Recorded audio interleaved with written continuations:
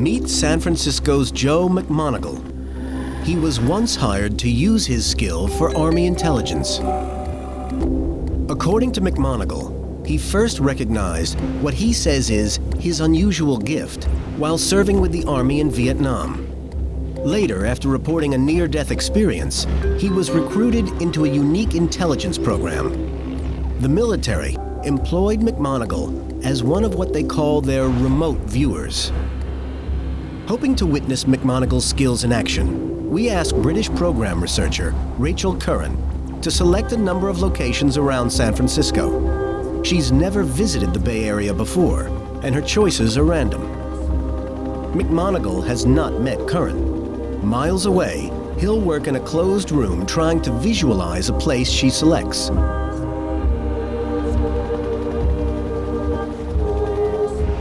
Curran chooses 6 locations and photographs them. Sets of photos of each location are put into 2 sets of envelopes. Then they're given to a lawyer for safekeeping until McMoneagle gets to work the next day. I'm unlocking the locked drawer here, and I'm taking out these envelopes, which have been in the drawer here overnight, and no one else has had any access to this office during the time. The lawyer picks 1 set of Curran's photos with a throw of a die. This random selection process ensures that neither Curran nor McMoneagle can influence the selection. So we're going to see what envelope to pick.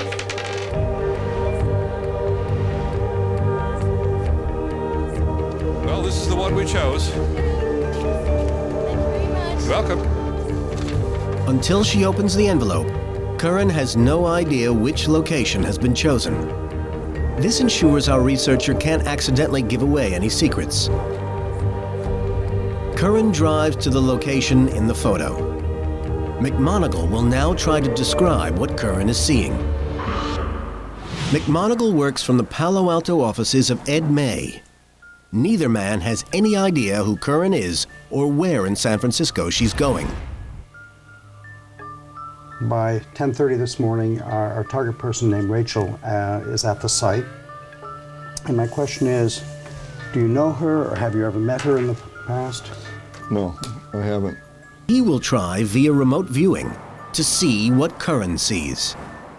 She is somewhere in the Bay Area of California. And what I'd like you to do now is just describe the surroundings in which she finds herself now. Okay. Kind of a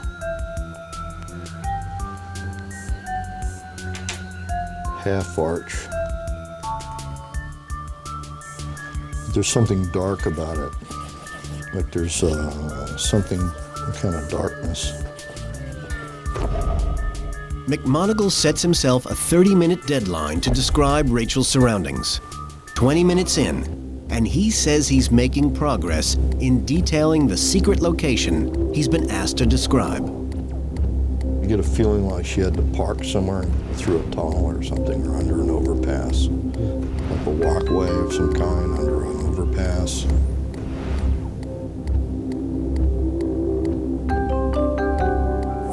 And then there's kind of an abutment, just like a high overhang. This is way up over her head. From time to time, McMoneagle's former colleague Ed May keeps him focused on Curran by showing him her picture.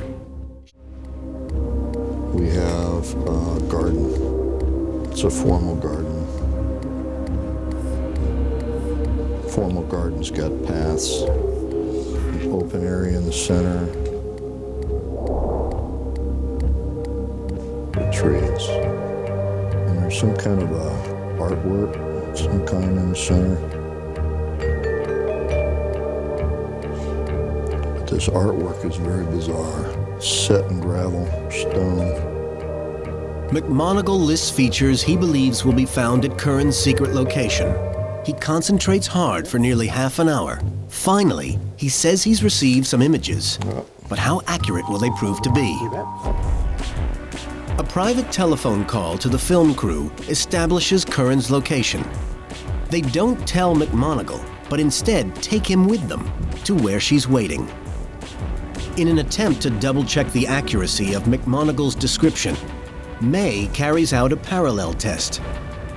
While McMoneagle goes to meet Curran, May tries to identify the location by matching McMoneagle's notes with one of Curran's photographs. At the end of his remote viewing session, McMoneagle wrote a series of pointers which he thought best described Curran's location. Massive, heavy, high overhang. There's something large that Rachel, the outbound person, had to actually look up to see. So he gave some assessment of how big this thing is. Smooth, rough metal stone, this overhead, heavy, there's this kind of arch going up. Well. Let me eliminate one almost immediately. Building. Very. Finally, May lays out the pictures in the order he thinks most likely. I think I'll go with this as a first place match. Number 1, Dumbarton Bridge. So using only McMoneagle's notes and a second set of Curran's photographs, May chooses the bridge location. And that's just where McMoneagle is heading. Now I understand what I was getting. The approach to the location runs through an underpass. That's exactly what I was saying right there. That's exactly what I was getting. Although his earlier description didn't match exactly, McMoneagle believes he's in the right place. Curran is standing in a viewing area for the Dumbarton Bridge. McMoneagle believes that his work is accurate. For him, that's no surprise. After all, it's not the first time he's done this sort of work. And in the past, the US government believed in him too. His job was to spy on the nation's enemies and to provide intelligence on vital military targets.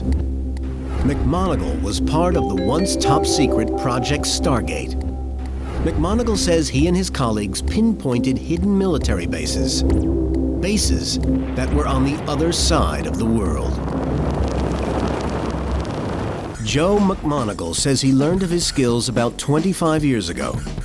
At the time, the intelligence community was seeking ways to win the Cold War.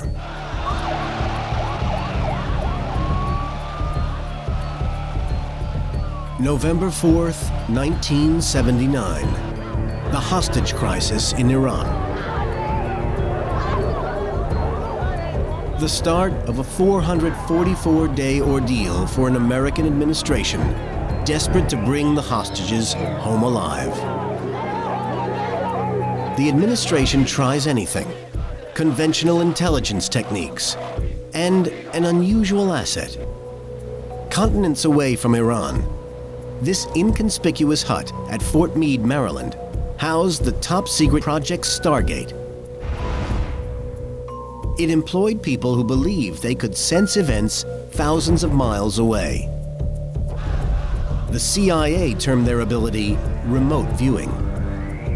McMoneagle says he worked as a remote viewer on the hostage crisis. They called us in and presented us with literally hundreds of photographs and asked us to try to identify who the actual hostages were. Next, McMoneagle says the remote viewers tried to gather more information on the hostages and their situation. Doing everything from targeting the condition of the hostages to trying to discover which rooms hostages were being held in, their medical condition, who the hostage takers were, how they were armed, what kind of weaponry was being used. His team's descriptions were corroborated.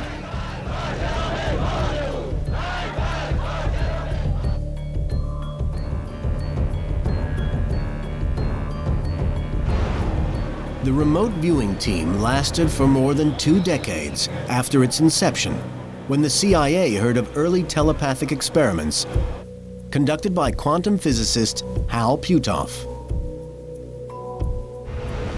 Suddenly, these people from the CIA came by and they said, "Well, have we been looking for you?"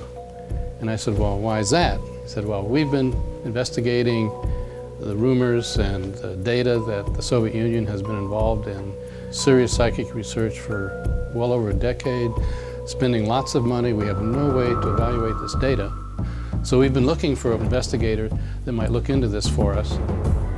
I'm a physicist, quantum physicist, and so the idea that there may be some aspect of scientific theory involving consciousness that had not yet made it into our physics lexicon, that was a challenge to me. It's like you've got a door between you and the scene.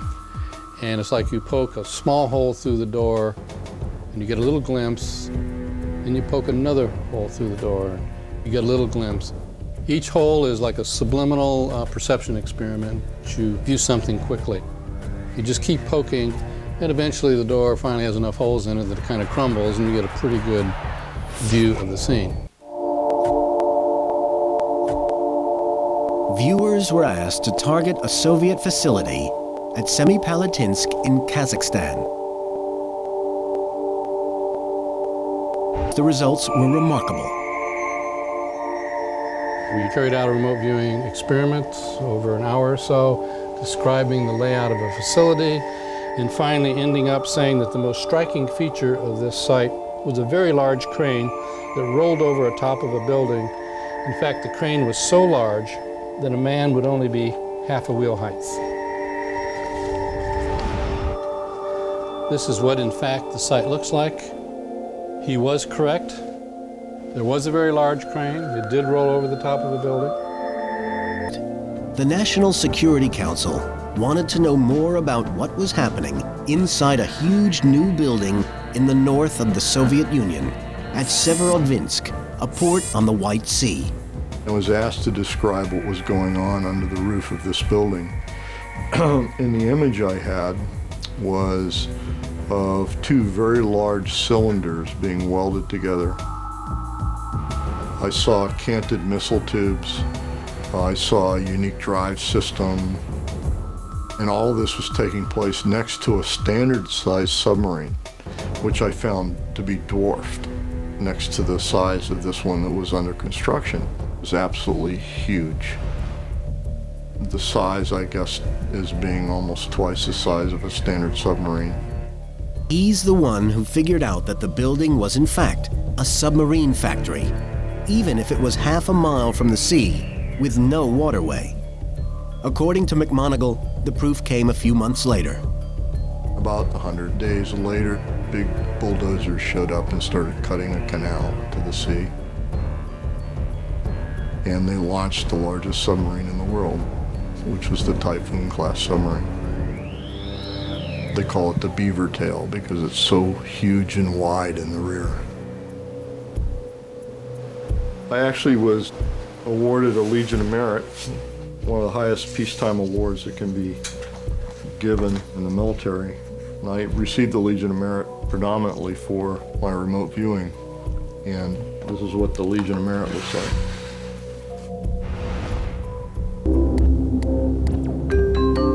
Back in San Francisco, the beacon and the receiver finally meet. How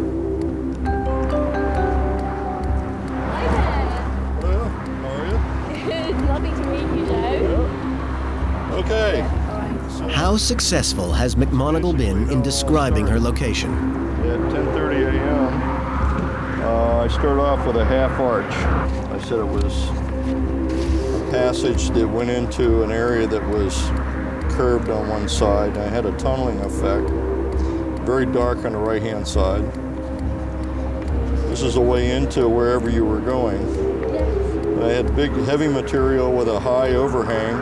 I said it was like a bridge overhang or an abutment of some kind. Getting the overhang and the abutment. Very heavy abutment, yeah. That kept throwing me off because the passage was everything about it. I took a break here, and I had some kind of a ground pattern, and it was a clearing, an open area, very smooth, set in gravel or stone. My sense was that it was nothing, which basically we're standing in nothing. This is a classic remote viewing because some of it's very on and some of it's not so on. Yeah. It was a work of art here, but I couldn't figure out what it was. And I think maybe those pictures, It could be those pictures. that kept getting me though.